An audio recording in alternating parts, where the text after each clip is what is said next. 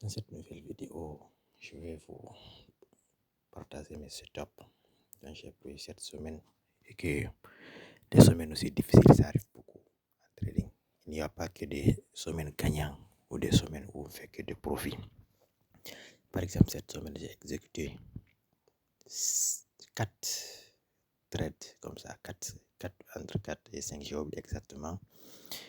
Mais j'ai pris toutes les trades stop loss sauf le dernier, je suis sorti un peu en bénéfice. Est-ce que cela m'a fait douter de ma stratégie dont j'utilise toujours? Même pas, non, non, non. Cela aussi ne veut pas dire que quand j'aurai d'autres opportunités aussi, parce que j'ai pris des stop loss, une autre opportunité se présente avec ma stratégie qui respecte tout, et puis je ne vais pas le prendre. Je vais vous montrer ici. On est le lundi, je vais encadrer la semaine à partir du lundi. Je vais essayer de revoir, vous expliquer les trades que j'ai pris, ça respectait exactement mon plan. Mais ils sont finis aussi en stop loss. Ça, ce sont des moments difficiles aussi qui arrivent dans le trading. Il n'y a pas que des semaines positives comme ça. Il n'y a pas que ça. Voilà, c'est pourquoi n'ayez pas peur de stop loss.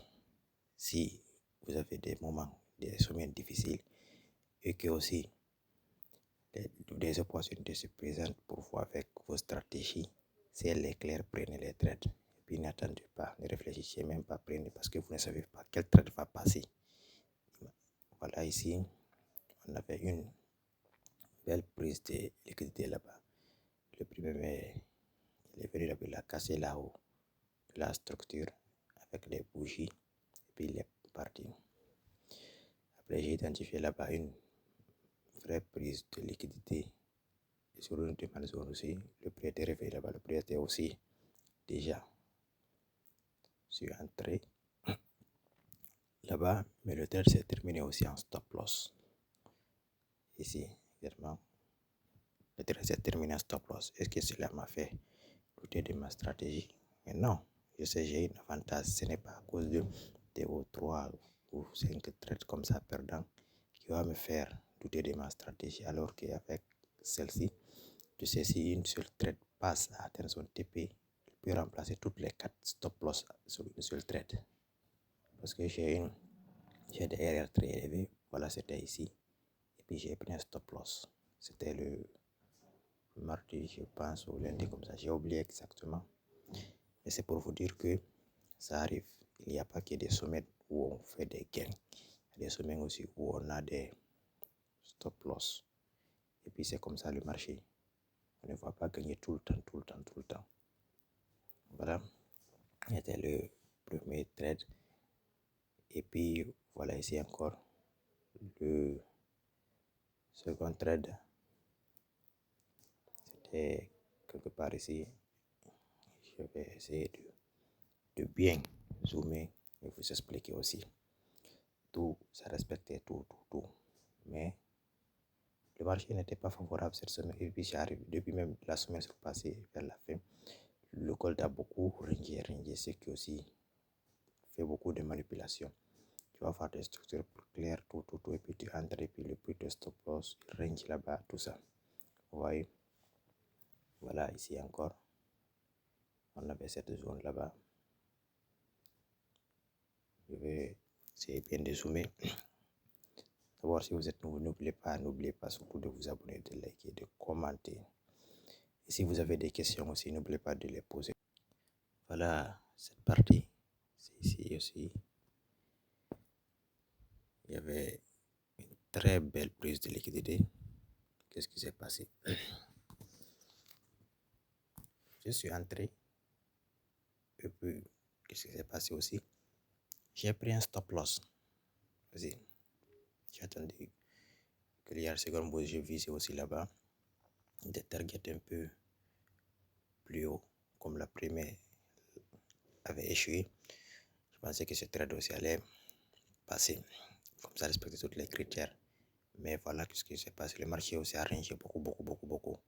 Dans les cas, les mois pareils arrivent, mais la plupart des temps où le marché range beaucoup, il y a des chose comme ça qui peut arriver.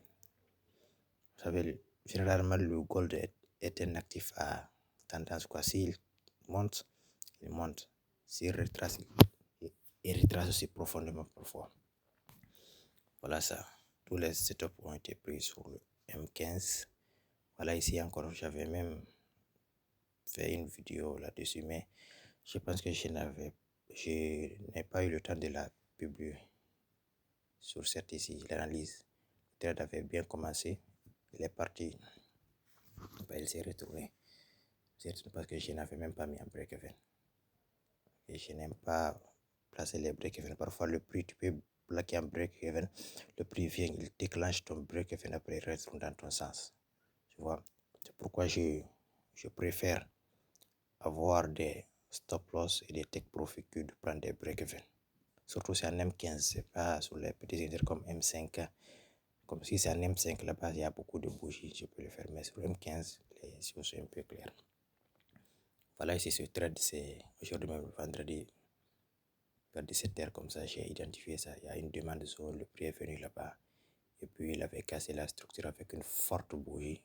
Et puis j'ai visé quelque chose de 5R. Si ce trade allait toucher son take profit, j'allais remplacer toutes les stop loss que j'ai pris cette semaine. Vous voyez ce que j'ai voulu.